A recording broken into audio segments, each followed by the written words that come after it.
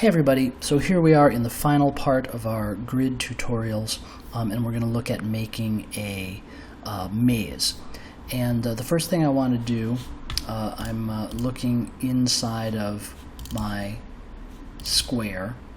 I'm not going to call it square now, I'm going to call it wall, because it's going to be a wall in my maze.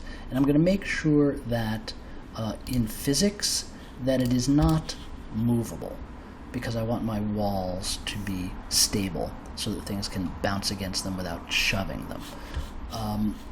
And in a very similar way to the way that we created the map in the previous example, I am going to create a new attribute. I can even use the old attribute of rotation, that's fine. I'll just borrow that attribute called rotation that we previously created, and I'm going to set it to a random number, either 0 or 1. So since this only has two choices, 0 or 1, it also could have been a Boolean variable, but it's absolutely fine to create it as an integer variable as well. And I'm going to say if, so let's create a rule, if this rotation,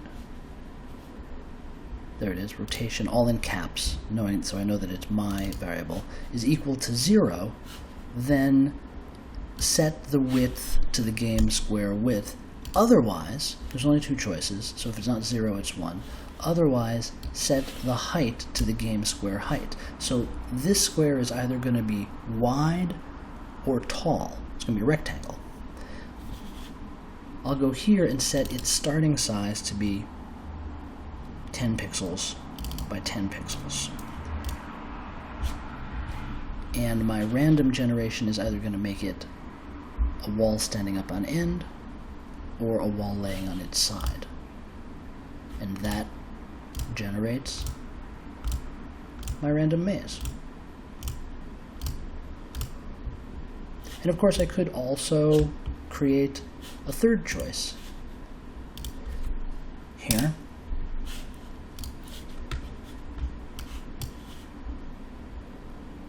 And I could say if my rotation equals 0, then make my wall wide. If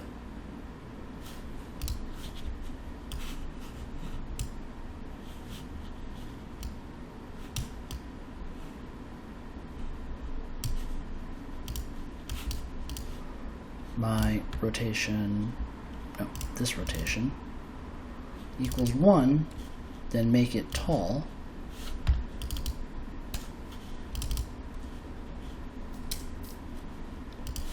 And for instance, if my rotation equals 2,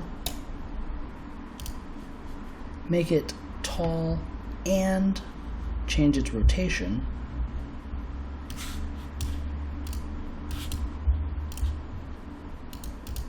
to 45 degrees. And now I have three different choices: angled, tall, or horizontal. And of course, I could add a fourth choice to angle it in the other direction.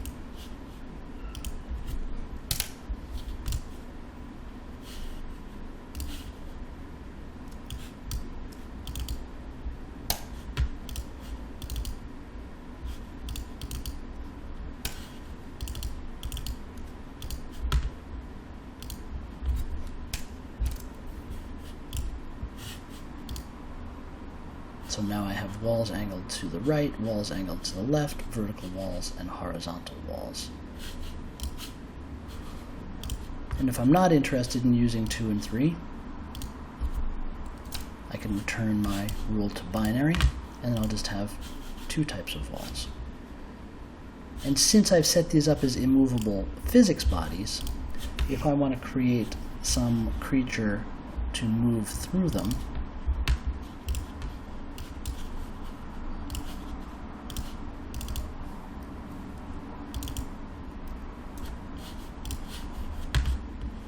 all I have to do is give it a collide behavior to bounce when colliding with a wall.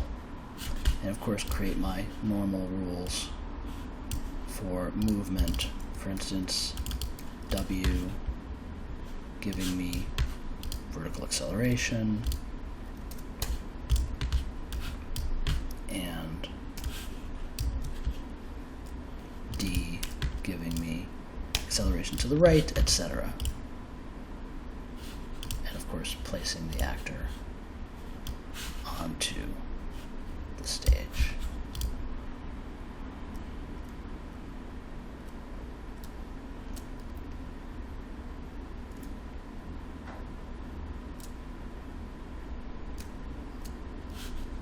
And interestingly here, one final note, these accelerations should be relative to the scene, otherwise as the actor rotates, it becomes harder to control the actor. So now I can move through this maze, maybe. No, I'm bouncing around, can't get out. There I go. Ah, I'm gone. Alright, and these tutorials are over. Hope you enjoyed.